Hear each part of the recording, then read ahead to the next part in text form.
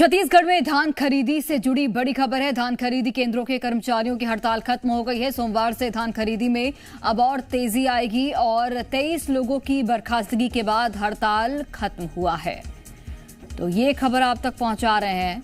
धान खरीदी से जुड़ी ये बड़ी जानकारी। धान खरीदी केंद्रों के कर्मचारियों ने अपनी हड़ताल खत्म कर दी है और एक बार फिर से यानी कि सोमवार से कल से धान खरीदी में तेजी आएगी।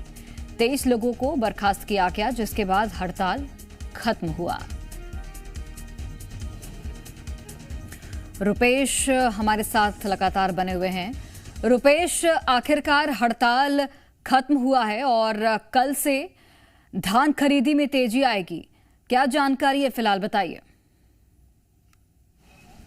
देखिए, पूरे प्रदेश के लोगों के लिए राहत की खबर है, किसानों के लिए राहत की खबर है, क्योंकि धान समितियों में उनको दिक्कतें पेश आ रही थी कि कोई टोकन वहीं से जो कोड मिलना है किसान का वहीं से मिलना है।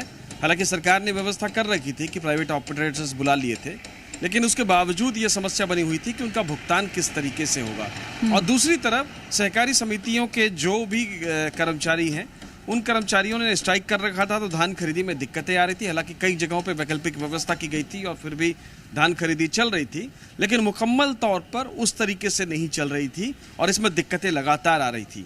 लेकिन सरकार ने चूंकि जब धान खरीदी शुरू की उसी वक्त एस्मा लगा दिया और एस्मा लगा करके धान खरीदी में जुटे जितने भी कर्मचारी हैं उनको स्ट्राइक पर जाने पर रोक लगा दी।